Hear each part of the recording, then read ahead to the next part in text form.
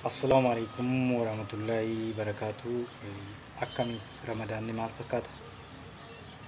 Ramadaan ni inshaallahu ta'ala gara guyyaa sagalitti deemaa jirra. Inshaallahu ta'ala yoo rabbiin nu fedhe nama xumuruu rabbiin waa taasisu inshaallahu ta'ala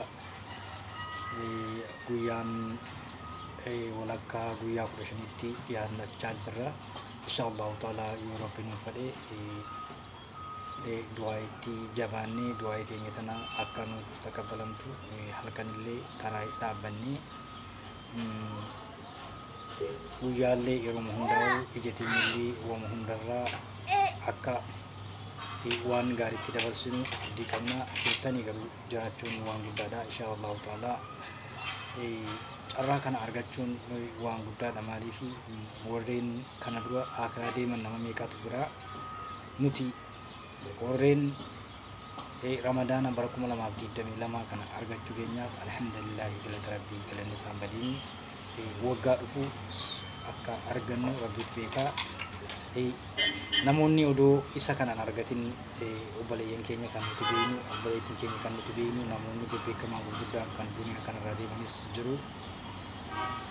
Inshaallahu ta'ala yoo rabbiin nu fedhe Ramadaana kana eegallee nama dhumaatti xumuru rabbii akka nu taasisu abdii qabna.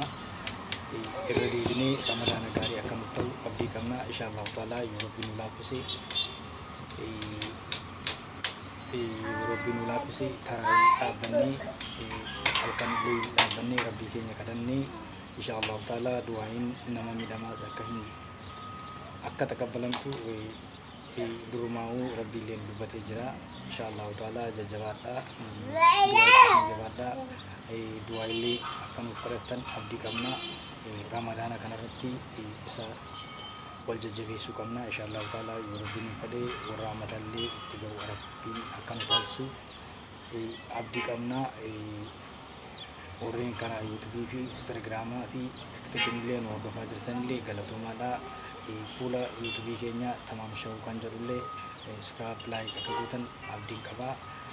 Inshaallahu ta'ala namoonni viidiyoon tun bira dheeyite share akka goote obboleessa kee biraan geessitu abdiin qaba. Galatoomii inshaallahu ta'ala yoo rabbi walitti nu deebisee yeroo biraa walitti deebinaa yoo rabbi nu fedhe jajjabaadhaadha. Assalaamu alaikum warahmatullahi wabarakatuh. Inshaallahu ta'ala naaf galatoomaadha. Jazaakumullah khairanii. Ramadaana kanallee nama xumuru rabbiin haa godhu. Assalaamu alaikum warahmatullahi wabarakatuh. Assalamu alaikum warahmatullahi wabarakatuh.